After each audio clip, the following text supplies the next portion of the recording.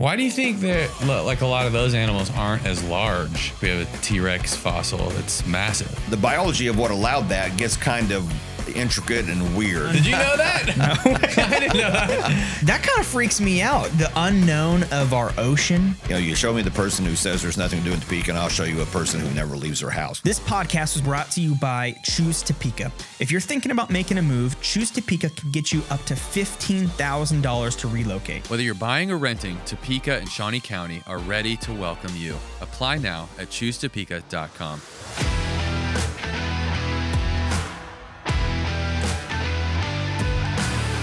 Welcome to Topeka Insider. We've got Dennis Dinwiddie, Director of Conservation at the Topeka Zoo. Right. Thanks for being here, Dennis. Let's go.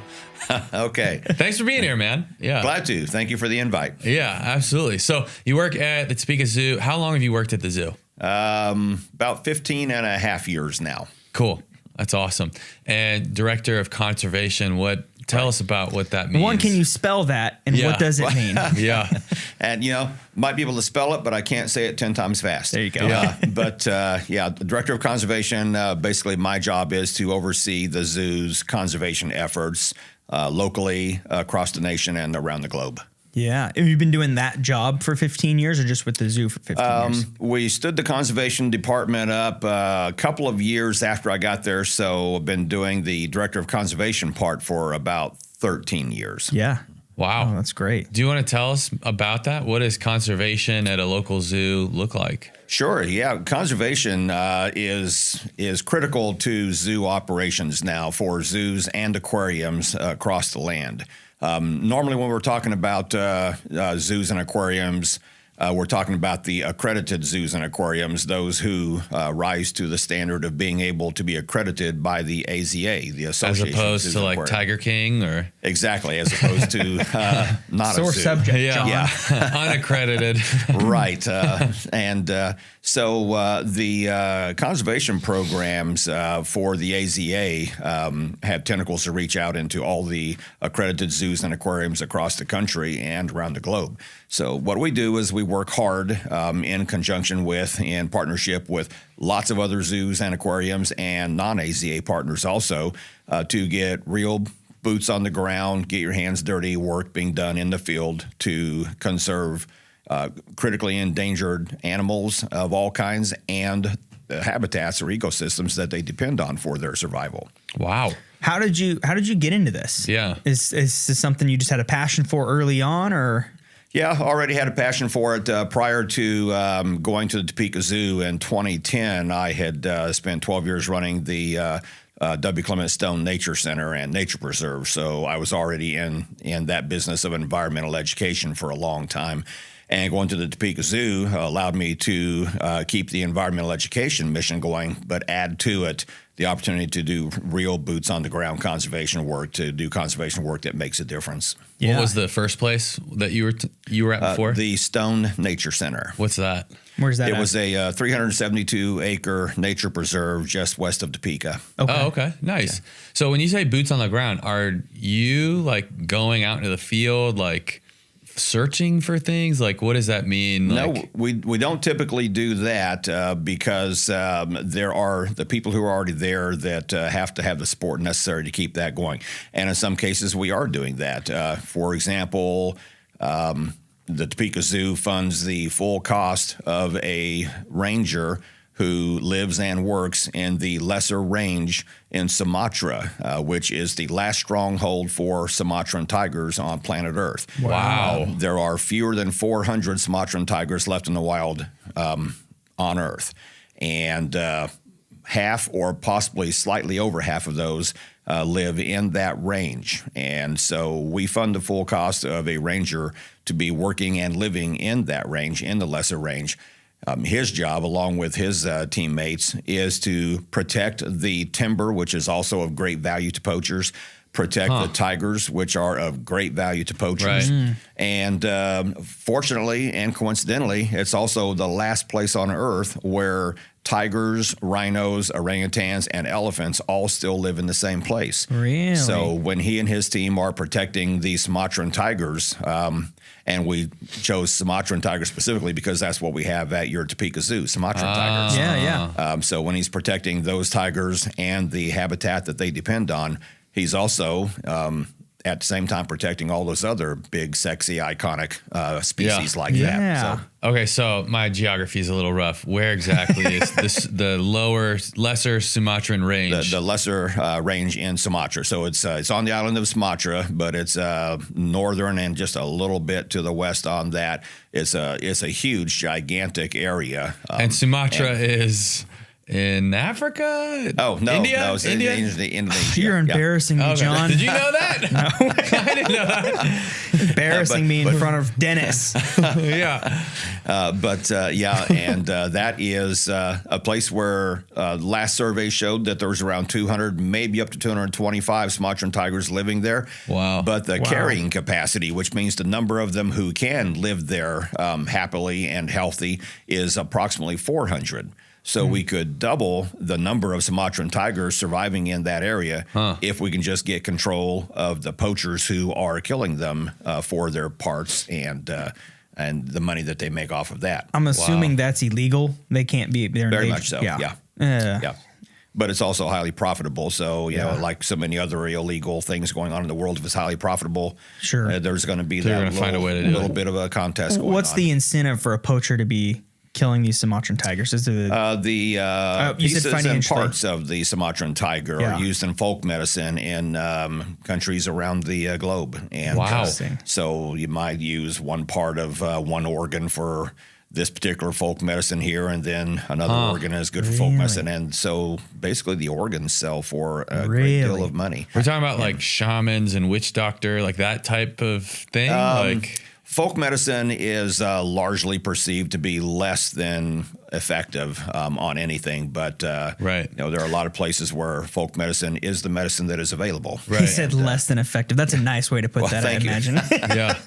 That's funny. I would not have thought that at all. I would think more of, I don't know, teeth and the fur and for a rug or something. Those things will not be wasted, but the real money is in the parts that are being used for folk medicine. Wow. So I would never have guessed that.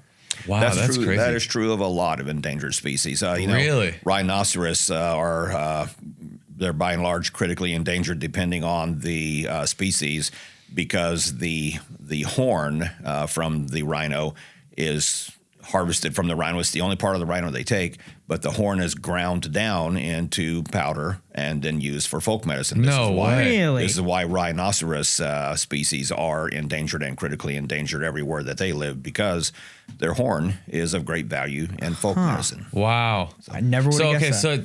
So maybe this is a little slightly touchy subject. I don't know That's all right. how this will go, but we hold nothing back. It seems like a lot of the way this is portrayed is like you have the evil kind of like Western person who wants a rug, but that's not necessarily the main cause.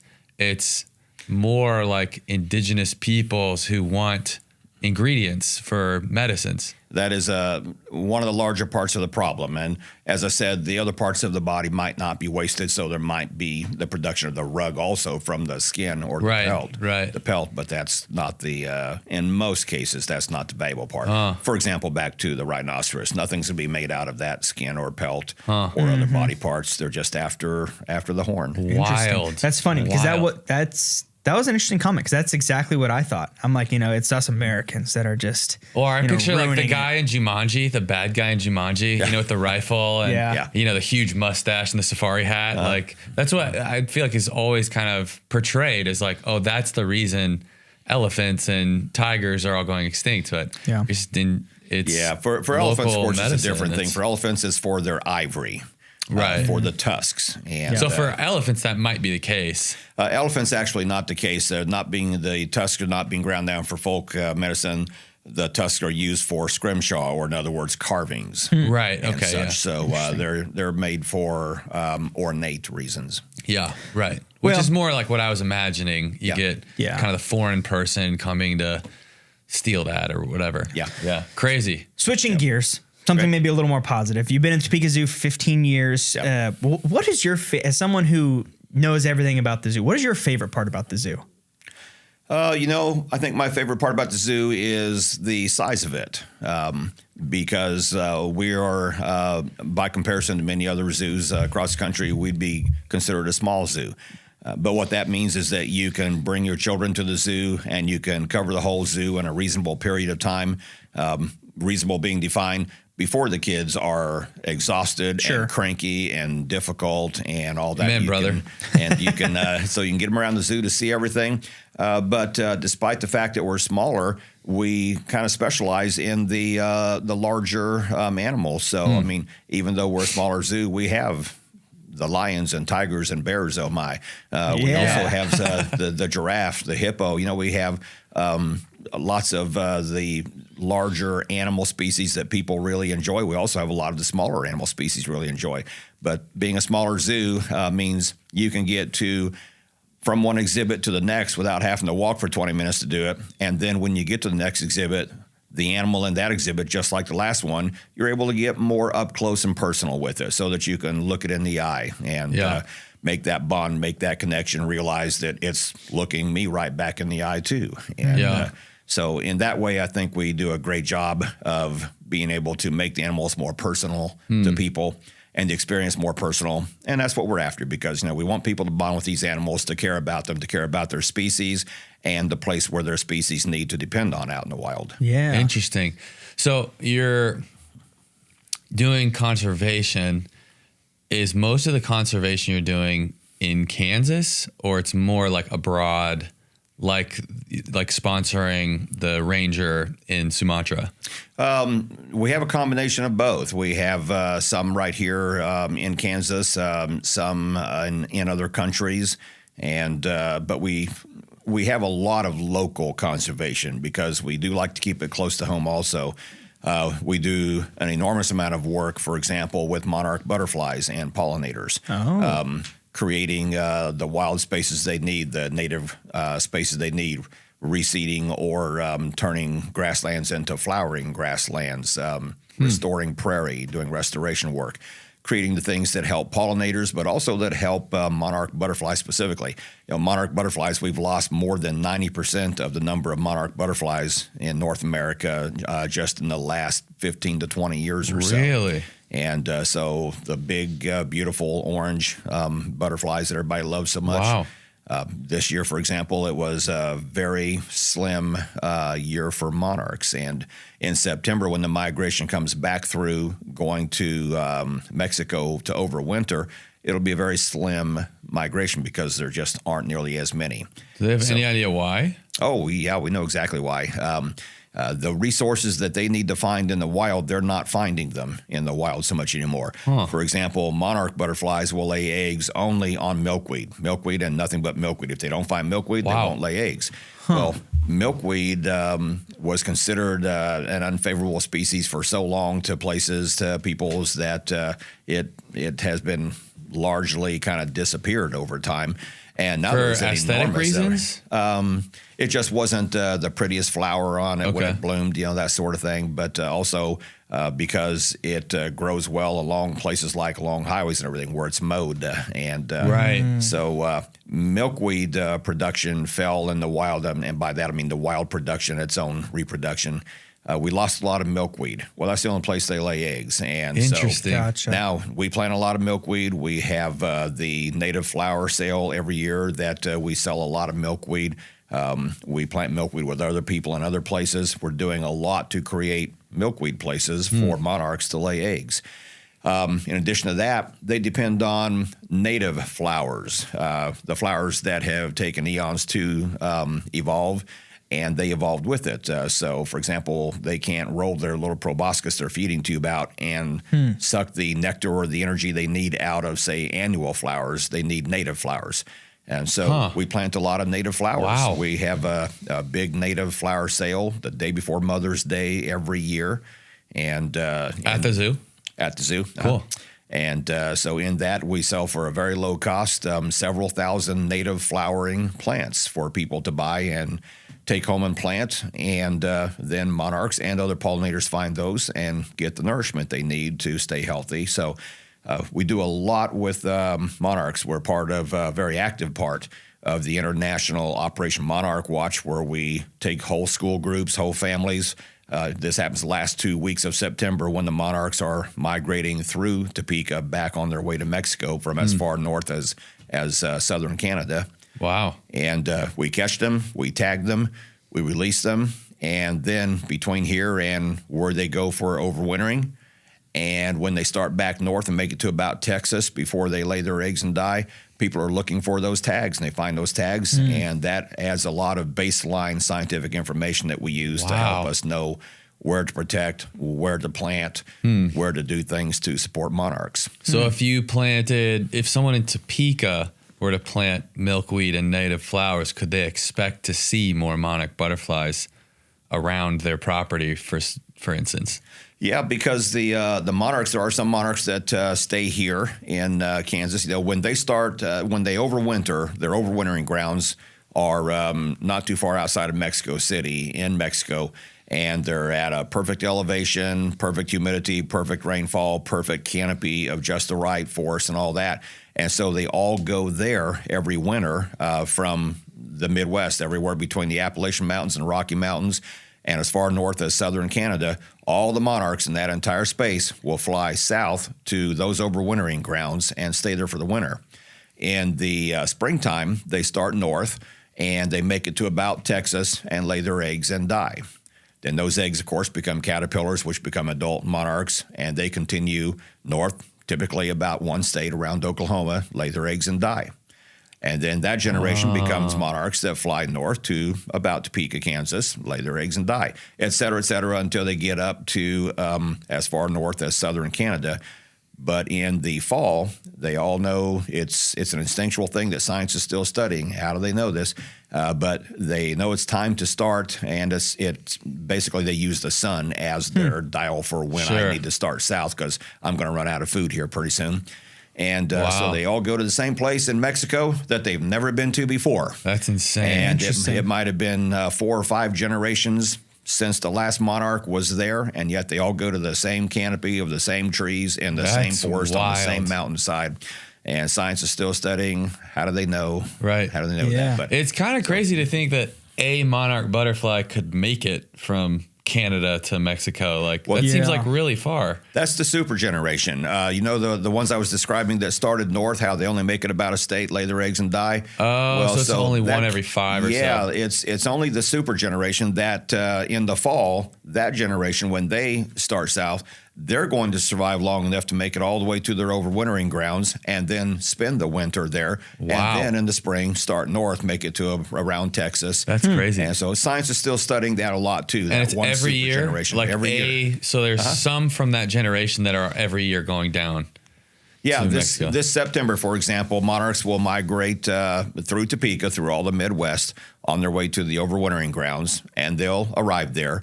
Then they'll spend the entire winter there, and in the spring they'll start north and make it to about Texas. Yeah. And crazy. But then after that, each generation will only live for a few weeks. Right. And, okay. So it's a fascinating kind of a bummer roll of the dice. Like you either live for a few weeks or like a whole year. Yeah. What a brutal. Yep. Oh, dang. Well, moving to maybe one of the reasons people are watching this, can you tell us a little bit, enough about butterflies? We want to know about dinosaurs. Okay. Yeah. Can you tell us a little bit about the Topeka Zoo's Dino Days that's going on? I guess I know nothing, but I've been hearing a little bit about it. What is it? We do have Dino Days, which of course is Dinosaur Days, and we've got over a dozen life-size animatronic, so make a lot of noise, make a lot of movement, dinosaurs all over the zoo. And then we have a dinosaur education center in our Animals and Man building, the building that has that houses the elephants and the hippo. And so as you're walking the sidewalks, these are controlled by movement. So when you get close enough to the dinosaur, it kicks in, the little laser figures out you're there, and it kicks in, and just at the right time to scare you out of your shoes, it turns on you and growls at you very loudly. Yes. And, that's awesome. So it's fascinating. The kids love it. We love watching the kids respond to those dinosaurs and all their movements, all their noise, and so it's a great deal of fun. The kids and Justin. The kids and Justin and get the adults. excited. Yeah. We can see a few adults take a few steps backward also when that happens. What kind of dinosaurs, what kind of exhibits do you guys have? Oh, we have a dozen different species of the dinosaurs we had there. The favorites, of course, at any dino thing you do anywhere in the world are the Tyrannosaurus Rex, the big T-Rex. So we got the big T-Rex.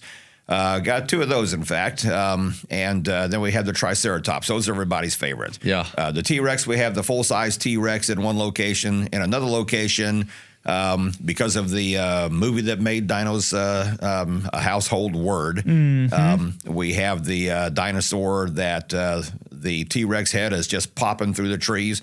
And under it is the Jurassic Park Jeep. Yeah, looks just like the Jurassic Park Jeep. It's a duplicate of the movie. Oh, that's so cool. And so you can imagine yourself being in that Jeep. You look out the window over your head, and there's T-Rex head right on top of you, coming down on you. Do you have the iconic porta potty experience people can have too?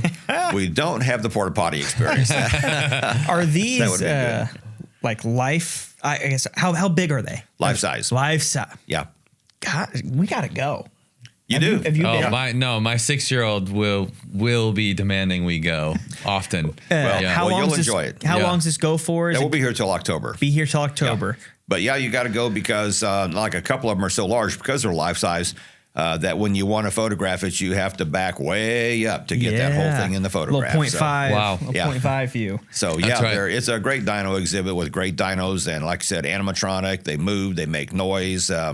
We have the education center is kind of fascinating. And so lots of dinosaur stuff. If kids like dinos, and by this, of course, we mean kids of all ages. You know, I'm at my age, I'm still a kid when it comes to dinos. Yeah. I love them too. So, is this Topeka's first time doing this, or have they done this in the past? No, we actually brought dinosaurs back because we did this several years ago, and they were just wildly popular. Right. Numbers through the roof of people coming to see the dinos, and it was so popular that after a few years, we do those little informal surveys. What would you like to see the zoo do next? Do dinos again is what we'd like to see you do next. Do dinos again. And so we did dinos, and so dinos are back. Oh, wow. That's super cool. So is there anything different this time about Dino Days than the previous time?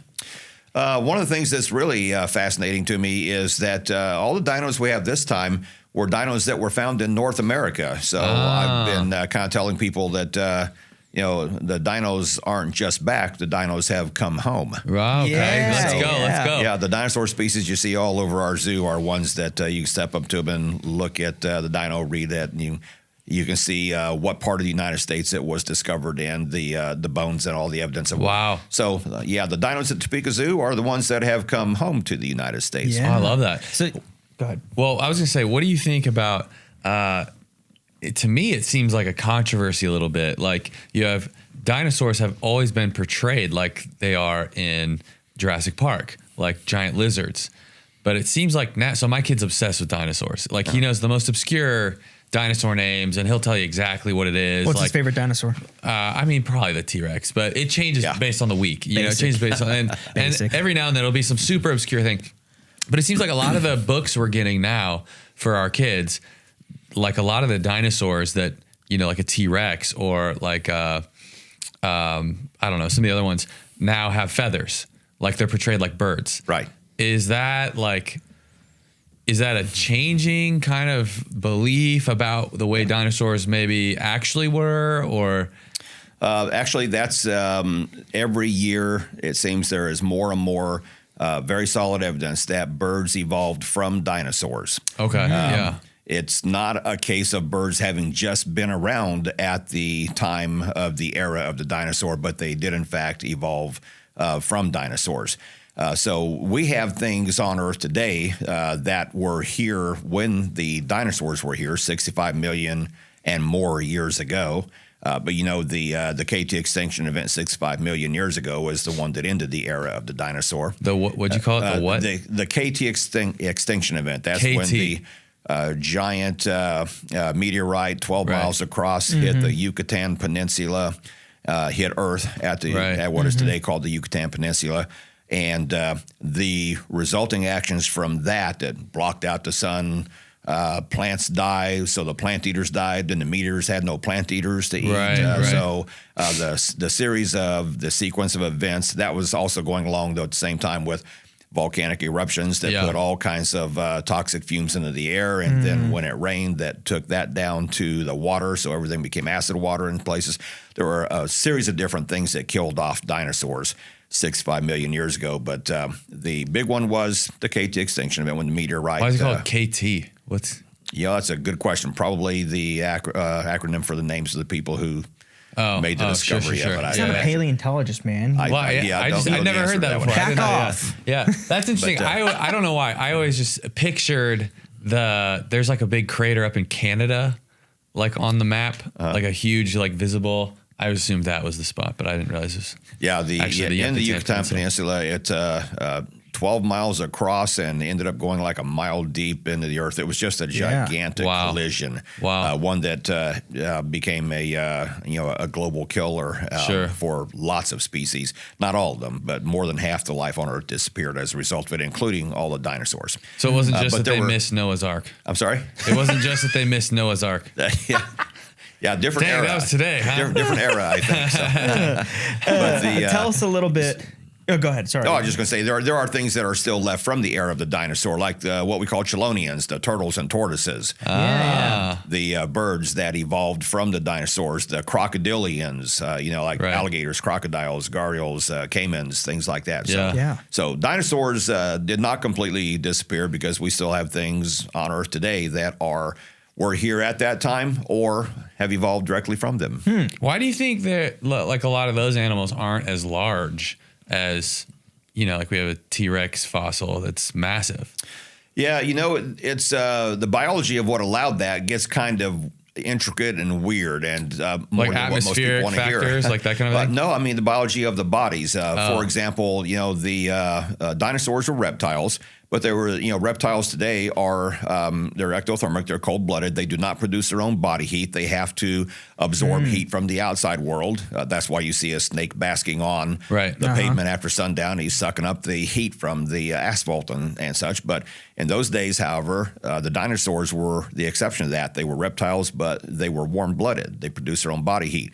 So the result of that was they were so large that they had to have what is called fenestra. Those are holes in their skull that allowed the brain to cool, because if they didn't, the body was so large that when it's producing its own body heat, it would produce so much heat with that much body that it would cook the brain. So that actually became a limiting factor for a lot of other species for why aren't they bigger? Because they would cook their own brain if they're warm-blooded. Interesting. Dinos had a way to not let that happen. They evolved with the ability to get that large and still remain healthy. Wow. I have some friends with cooked brain syndrome. Yeah. Okay. We won't ask you to name them. So, they might be listening. Yeah, exactly. Yeah. That's funny. Tell us a little bit about the educational exhibit that you had headed up in the A&M building about the dinos. What exactly is that? Am I even pronouncing that right? Oh, yeah. We're just basically calling it the Dinosaur Education Center. Okay. The Dinosaur Education Center, a prehistoric event. But it has a wide variety of things in there that talk about each era or stage of the development of life on Earth, including and focusing on the era of the dinosaur. And so we have things in there like, for example, we have the feathers. We talk about the connection between dinosaurs and all of today's birds. We have coprolites in there, which is fossilized dinosaur poop. That's called a coprolite. And we got some of those authentic dinosaur poop. You bet. Hard as rock because now it is rock. Wow. But, how do they know that is from a dinosaur? Well, you could first you can actually recognize shape, form, and design of it. But secondly, enough of it was studied by slicing it and doing all kinds of samples on it back when they first started. Give it the sniff test. Yeah, back when they gave it its name. A lot of research back starting when they gave it its name and said, we think that's what this is. So let's find out. Yeah. But then on top of that is, we have a great exhibit for what we had, life on Earth we had in Kansas during the era of the dinosaur. We didn't have many dinosaurs per se in Kansas because Kansas was under the western interior sea. Kansas was submerged under a couple hundred feet of ocean at that time. Other parts of the country were not, but Kansas was. So we had different kinds of life from the era of the dinosaur. So we talk a lot about prehistoric Kansas and what was here then. Things like the saber-toothed tiger that everybody's heard of. We've got a great saber-toothed tiger skull on exhibit. Cool. We have things on exhibit from mastodon and mammoth, but older than that, we have things on exhibit, authentic bones and biofacts from when Kansas was underwater, and we had the gigantic mosasaurs who were swimming our seas, which the size of a dinosaur, not a dinosaur because it was not a reptile, but the size of a dinosaur, gigantic teeth, and swimming all over the top of what would later be called Topeka, Kansas, catching things in the water. Wow. Before insane. You even said that, I was going to ask you about this because it freaks me out. And you seem like you're just a wealth of knowledge of all sorts of animals, dinosaurs. Or I fake it really well. Or you fake it really well. So, before we get to that, if you've been thinking about relocating, Topeka might just pay you to move. Seriously. You could get up to $15,000 to live and work in Shawnee County. Apply now at choosetopeka.com. Now, back to the show.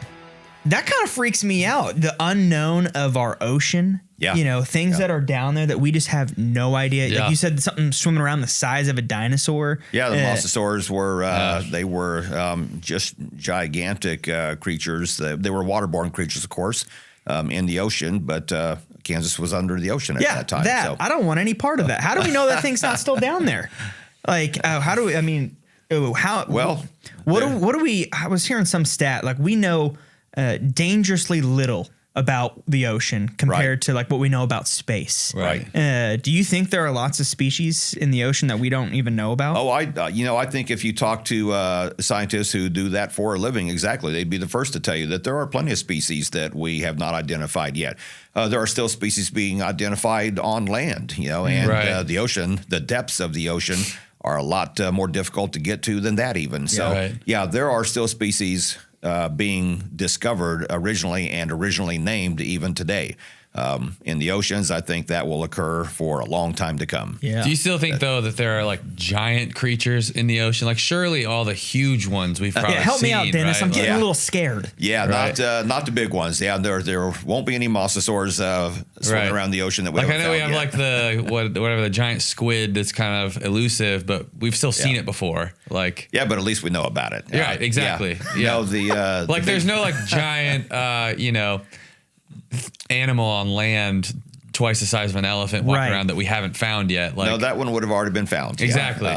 But it's like little things, or maybe are they like variations of things? Maybe they're like, oh, we didn't realize this is actually different. Even in the depths of the ocean, where there is still so much left to learn, you're not going to find creatures of that size down there. So we don't have to worry about sea serpents suddenly appearing or anything like that. Good, so, I can go to bed now.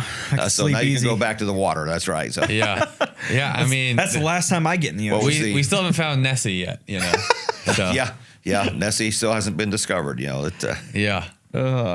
claimed by many, but nothing yet. Never photographed. Never photographed. It's like Sasquatch. It's always a blurry photo. Yeah. So I'm convinced the Sasquatch is just blurry. Like they've gotten clear photos. He's just blurry. So. Maybe that's just the way he's built. Yeah, he's just very pixelated as a creature. So tell us, you've been at the Topeka Zoo for 15 years, and you were living just outside Topeka before. You've been around Topeka for a long time. Oh, yeah. I've been in Topeka since kindergarten. Okay, so you grew up here. You got to see Topeka evolve, grow, change. Yeah. Tell us, what do you love the most about Topeka? Oh, I think Topeka is a great city. That's why I'm still here. It will be the rest of my life. It's, it's large enough that there's always something to do. There's always plenty of great things going on, but small enough that you still constantly run into people that you know and enjoy. And so I enjoy the community very much for the reason I enjoy the Topeka Zoo. I think it's just the right size. And great stuff going on all the time. That is actually a great analogy for the city of Topeka, is the Topeka Zoo. It's small enough to get around anywhere you want in a pretty short amount of time, but it has all the big stuff that you want to see. It is. I'm still amused when I hear somebody say something like, well, I'll ask, do you want to go to this restaurant or that theater or whatever? And they're like, oh, that's all the way across town. And I have to remind you, this is not Los Angeles. Across town doesn't mean anything here. Right. It's going to take 10 minutes to get across town. That sounds like the conversation I had with my wife literally this weekend. Where do we want to go eat? I'm like, we should go to Iron Rail. She goes, ugh, that's so far away. I'm like, so far away? It's like 15 minutes. It is a bit of a wake-up call when you go to like big cities. Like you go to like Dallas, and traffic is terrible. It is. Or Houston or LA or whatever. And it takes an hour to go 3 miles. It's so brutal. Like, we have it so nice in Topeka.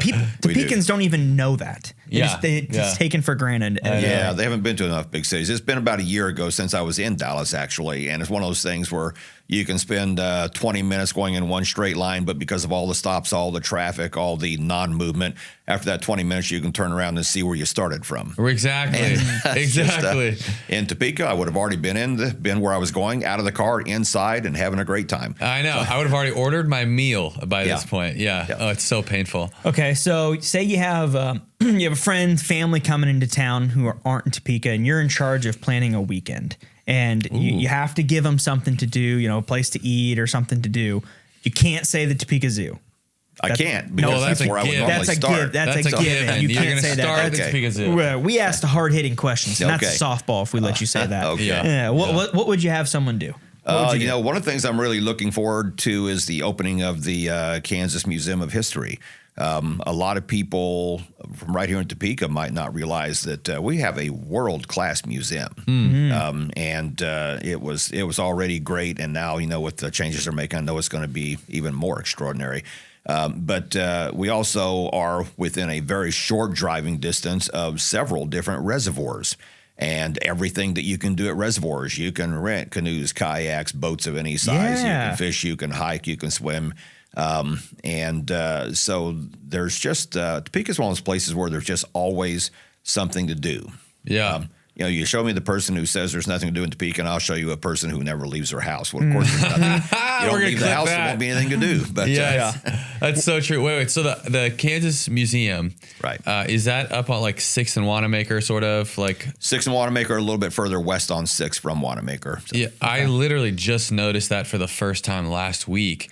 And it's being renovated? It is. There's a huge renovation been going on for a while, but it is set to open this fall. And lots of people looking forward to it. It's really looking forward to what a great exhibit they've done. Is it a natural history museum? Is it people? Is it? No, it's not a natural history. I mean, like normally when you say natural history museum, you're talking back to, again, the era of the dinosaur, prehistoric Kansas and like that. But so we're all waiting to see what it's going to be. Oh, so we don't know. So, no, I mean, previously they had extraordinary exhibits on Native American history in Kansas, so like for example. People's history, things like that, and everything from Civil War and just all kinds of great Kansas history. This time we're all waiting to see. I know that they've kept a bunch of that, but we're all waiting to see what all they've done new. It's really going to be pretty exciting to see that. Wow, that's awesome. So things like that, always things to do in Topeka. Yeah, where are you taking an outsider to eat in Topeka? I'm going to first. I'm going to take them to Blind Tiger, because then they're going to have to drink Tiger Bite IPA. Okay, and the reason for that is because every time you drink a Tiger Bite IPA at Blind Tiger gives the Topeka Zoo's Tiger Conservation Fund a quarter for every one of those. Dang, all right. So go to Blind Tiger. Great barbecue, great steak, great everything. And Blind Tiger, Tiger Bite IPA, that's going to be the first beer you see on the beer list. That's cool. They're very generous, very kind that way. That is cool. That's so cool. Yep. Wow. That's amazing, man. I like how when you mentioned things to do, you didn't say lakes, you said reservoirs. Yeah, well, should have said lakes too, because Lake Shawnee is a jewel in Shawnee County. I know you're familiar with Lake Shawnee. Right. That's just a beautiful, beautiful lake. Wait, so what are the reservoirs then? Because I assumed maybe you were just using a more scientific term or something like that. Oh, no, reservoirs, they're just typically pretty dramatically larger. So like Perry Reservoir and Clinton Reservoir. Right. Okay. So, I mean, we've got several reservoirs within a short drive. I'm nodding like I knew that. Right. Yeah. Yeah. Wow. Well, we do. I mean, we have Milford and Junction City and also Tuttle. Then we have the Perry and Clinton right here, only 20 minutes down the road. So yeah. Lots to do with reservoirs. In your work with conservation, what is like the closest area to us now that you get to work on doing conservation? Geographically closest, you mean? Well, one of them we mentioned already. We do a lot of work with pollinators. We do a lot of work with monarchs. But in addition to that, we also, one of the many cool things that the zoo does is we work a lot with black-footed ferrets. I don't know if you're familiar with black-footed ferrets, but No. they are the native ferrets to the United States and North America here. You've seen the domestic ferrets, the European ferrets, like little ferrets you could buy at a pet shop. Yeah, the ones that burrow in your couch. Yeah, those are the ones. Well, we have native ferrets, which are not those, but we have native ferrets. And at one point, they were actually classified as extinct. What? Yep, and they had been classified extinct for quite some time, up to the 70s. And then in a little town called Mateets, Wyoming, the farm dog brought up a dead body one day of an unknown animal to the farmhouse, and the couple who lived there looked at it, and the husband said, "Don't know what it is," throw it on the burn pile. But the wife said, "No, we'll take it to the university and see if they can identify it." And so she walked in there and said, "Can you all tell me what this is?" And a flurry of excitement because, yes, we'll tell you what that is. That's a species that is supposed to be extinct. Where did this come from? And so overnight research, emergency level research, go find where this thing came from, and they found it. And it was a very small colony, which scientists moved in right away. U.S. Fish and Wildlife Service moved in right away and said, "Wow, this species is actually still alive." Wow. And was it the only colony in the U.S.? The only colony left in the United States, which means the only colony left in the world, because this is the only place where they are. That's crazy. And so then they watched it very closely for a couple of years and allowed it to just continue since it had been continuing. Right. It's still healthy, leave it alone. But then it suffered a bout with plague that killed off much of them, and there were only 18 left. So with the help of, you guessed it, accredited zoos, the 18 that were left were caught up and brought into an emergency breeding operation to save the species, so it did not completely disappear from the earth forever. And U.S. Fish and Wildlife Service built a great reproduction center for black-footed ferrets in Colorado. And so they have been reproducing those to the point that they were able to start releasing them back into the wild in places where there were prairie dog colonies to support them, because the only thing they eat are prairie dogs. And, bad day to be prairie dogs. Bad day to be Thought prairie you had dog, no predators till today. So we have a 10,000-acre site in Kansas that it is a release site for black-footed ferrets. And Topeka Zoo has been working directly with that site and the preservation of black-footed ferrets in Topeka ever since 2007, when the very first one was released back into the wild in Kansas, in that area. So we do surveys every year where you go out and actually find the ferrets and trap them, take them to the medical tent so they can get an inoculation from plague, general medical checkup, make sure they're healthy, do anything that might need to be done to keep them healthy, and then release them back into the exact same prairie dog hole where you caught them from. Okay. So we've been doing that, been involved with the releases of the ferrets from the Carr, Colorado site. And so we're directly involved with black-footed ferrets. Another cool thing the Topeka Zoo does, your question on geographically, what is some of the close stuff we do? We have a couple of people at our zoo, Joe Maloney, Riley Guffey, who are involved with the Salt Creek tiger beetles. In Nebraska, there's a really cool little beetle, just no bigger than that, the size of an eraser on a number 2 pencil. And so they live in a high saline, high salt flat in Nebraska, and it's the only place left on Earth that they're known to live. Well, the Topeka Zoo works with a variety of other agencies from Nebraska, including the Henry Dorley Zoo in Nebraska, in Omaha, Nebraska. And so they're born there. They come to Topeka to a rearing chamber that we have in our rainforest, where they're raised until just the right age. And then our staff take them back to Lincoln County in Nebraska to place them in little prepared holes in the salt mud flat there. Wow. So that's a species that is being kept alive and in large part because of what the agencies directly involved are doing, including the Topeka Zoo. Wow. So the ferrets got down to 18. Do we know how many there are now? The number we don't know for sure because there are, I believe it's 21 different reintroduction sites in the wild from Canada to Mexico and all points in between. But we do know that the total number of them would still be measured only in the hundreds, not thousands. Okay. Wow. So I got another zoo question for you. Okay. You've seen a lot of zoos. You've been doing this for a while. Money's no object. If you could take an exhibit or something about another zoo, whether it's, a big, the Omaha Zoo, anything in New York, big exhibits, what would you bring to Topeka? Money's no object. One of the things that we would do that other zoos are also doing now is back to the Sumatran tigers just for a moment on that, because we're just about to break ground on a big, beautiful, amazing new tiger exhibit. Yeah. Let's go. And so you probably heard about that one. Yeah. It'll be approximately a $7.5 million tiger exhibit. It'll have king vultures around the tigers. And it'll have an education center in the exhibit on tigers. And so that's going to be an amazing new tiger experience. Yeah. Wow. So things like that. And, that's the next big thing. And we're about ready to break ground on that soon now. Yeah.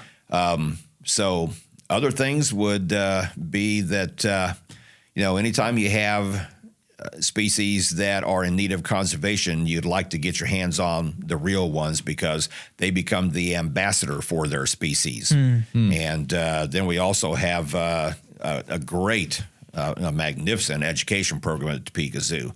They'll do over 500 formal education programs this year, for example, 1 hour and 2 hour presentations. And, for an education staff of 3 people doing well over 500 formal programs in addition to everything else that they do also. That's a really busy schedule for them. But they also have the ambassador animals that we use for education programs. Every education program from the Topeka Zoo has multiple live animals at it, normally up to 6 live animals, because live animals are the ones that allow you to make that bond, make that connection with that animal and all their wild cousins, so that we can always be promoting that conservation message. Cool. Wow. Yeah. So that's awesome. And then they're building like a penguin exhibit, right? Or they're going to? In the distant future, we're not sure when, but we will be talking about some more water-related things, and penguins was one of the species being talked about. Okay, so it's not necessarily locked in. Not necessarily locked in. Okay. That's one that requires an enormous amount of pumps, filtration, chillers, all kinds of the big water exhibit things. And so I was just getting ready to ask, how much money do you think it'd cost to put in that exhibit? It's impossible to say right now because having not even made it to, that's not even drawn out on exact locations and such, size, gallonage, everything will play into how much that will cost. And so a lot. Right now, it would just be a total guess if I actually threw a number out. Yeah. So. $500 million. $500 million. Yeah. Hopefully not quite that. Yeah. That might be a deal breaker there. No kidding. Well, man, thank you so much for coming on. This was incredible. Sure. You want to hit some rapid fires? Yeah. We got some rapid fire questions for you. We've already does that mean I have to think fast? Think fast. Yeah. Well, we've hit you with a few of them already. Like we were asking where you'd go to eat and things like that. Are you a coffee guy? No, actually. But since you bring that up, can I make a point on that? Yeah. The Topeka Zoo is now finalizing our transfer over to bird-friendly coffee, being the only kind that you'll be able to get at the Topeka Zoo. Really? If you're not familiar with bird-friendly coffee, what that means is that coffee is typically coffee beans that all coffee comes from is grown under full sun open area, which means that coffee producers are felling rainforests so that they can plant coffee. But the problem is in rainforest regions, kind of like palm oil, the same issue that in only a couple of years, it sucks all the nutrients out of the soil. So then the only way to keep it going is move down next door and cut down another 100 acres of rainforest and plant coffee. That's only going to last for 2 years before you have to do it again. Oh, really? But bird-friendly coffee is coffee that is made exclusively from coffee beans that are grown under the canopy in the rainforest without doing any damage to the rainforest. Wow. And it takes longer for the coffee beans to ripen, which is why most of the producers don't want to do it that way. But at the same time, taking longer also makes for richer beans and better tasting coffee. And so since you asked, are you a coffee guy? I thought I had to throw that in there. Topeka Zoo has just finished transferring completely over to the only coffee that we serve is bird-friendly coffee because that's a way of helping to preserve rainforests. Are they going to open that up to the public? They should. I feel like that should be a coffee shop that you don't have to necessarily go to the zoo. You could visit anytime.